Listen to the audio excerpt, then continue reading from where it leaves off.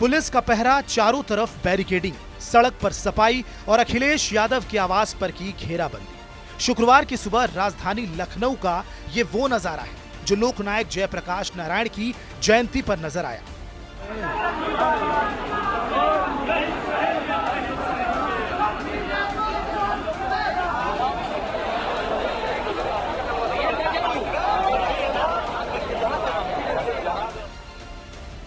दरअसल सपा मुखिया अखिलेश यादव ने जेपी की जयंती पर जेपीएनआईसी जाने का प्रोग्राम बनाया था, लेकिन प्रशासन ने निर्माण कार्यों, कीड़े मकोड़ों और सुरक्षा का हवाला देते हुए प्रोग्राम की परमिशन नहीं दी। और तो और रात में जेपीएनआईसी के गेट पर एंट्री रोकने के लिए करीब 8-8 फीट के टीन शेड लगा दिए। बस फिर क्या था, रात में ही जेपीएनआईसी पहुंच गए अखिलेश यादव और साध दिया सरकार पर निशाना।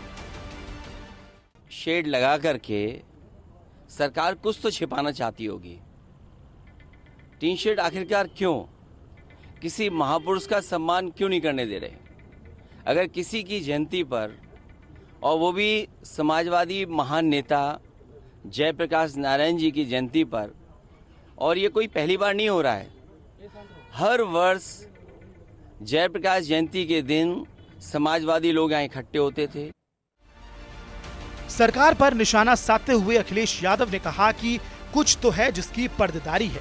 वहीं ऐलान किया कि सुबह 10-11 बजे माल्यार्पण करने वो आएंगे। अब इस ऐलान पर घमासान मच गया है। रात में हुए हाई वोल्टेज संग्राम के बाद सुबह तब संग्राम और तेज हो गया जब अखिलेश यादव के आवास के सभी रास्तों की बैरिकेडिंग कर दी गई। कार्यकर्ताओं को रोकने के लिए पुलिस, आरएएफ के अलावा तमाम इंतजाम किए गए। बीजेपी का तंज ये कि सब जयंती मना रहे हैं, अखिलेश राजनीति कर रहे हैं।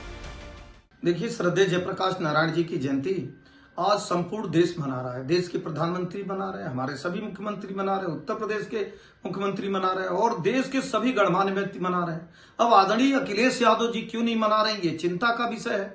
आदरणीय अखिलेश यादव जी सिर्फ सवाल उठाना और बवाल मचाना क्या आपकी प्रवृत्ति बन गई है? कभी पिता पर सवाल, कभी चाचा के साथ बवाल, कभी जनता के साथ बवाल, कभी प्रशासन के साथ सवाल और बवाल। अगर आपको जयंती मनाना है तो आपको किसने रोका है? क्योंकि आपको जयंती नहीं मनाना है, आपको प्रदेश में अराजकता उत्पन्न करना। इस नाते जहां पे अगर संपूर्ण कंस्ट्रक्शन नहीं हुआ है, जहां पे सुरक्षा में कोई चूक हो तो सवाल उठाएं और बवाल मचाएं। कई घंटों तक चले घटनाक्रम के बाद अखिलेश यादव जेपीएनआईसी तो नहीं पहुंच पाए, लिहाजा अपने आवास के बाहर ही जेपी की मूर्ति लगवाकर माल्यार्पण कर दिया और कर दिया समाजवादी आंदोलन का शंखनाद। सरकार पर आरोप ये कि जेपीएनआईसी को बेचना चाहती है सरकार।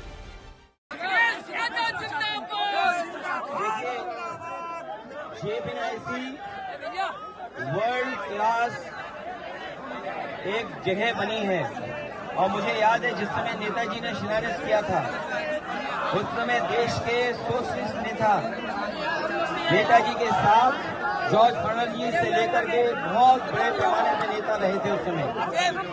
और इस समय यही कोशिश थी कि देश का सबसे अच्छा एक सेंटर बने जहां पर समाजवादी लोग इकट्ठे हो सके। और जिस तरीके से इंडिया हेरिटेज सेंटर बना है, उससे भी अच्छा या उससे बेहतर बने। तो आज के समय पर जो मॉडर्न जितना भी इंफ्रास्ट्रक्चर हो सकता था, जेपीएनआईसी के अंदर दिया गया है। स्पोर्ट्स सेंटर भी है, कॉन्फ्रेंस हॉल भी है, पार्किंग स्पेस भी है और लोहिया पार्क से मिलकर के इसलिए बनाया गया जिससे दोनों समाजवादी नेताओं का आपस में एक जगह ही हम लोग सम्मान दे सकें। लेकिन इस सरकार ने जानबूझ करके उसको रोका है और साजिश ये है कि ये वर्ल्ड क्लास जो बिल्डिंग बनी है उसको बेच दिया जाए, क्योंकि ये सरकार बेच करके लाभ लेना चाहती है। बहरहाल बीते बरस सियासी विवाद की वजह बनी लोकनायक जयप्रकाश की जयंती इस साल भी सियासी बवाल और उबाल का सबब बन गई है। एक बार फिर जंग का मैदान बन गया है जेपीएनआईसी। लेकिन इन सब के बीच सवाल यही है कि आखिर क्यों रोके गए अखिलेश? जाने देते तो नहीं होता इतना कलेश। सवाल ये भी है कि क्या यूपी उपचुनाव में मुद्दा बनेंगे जेपी?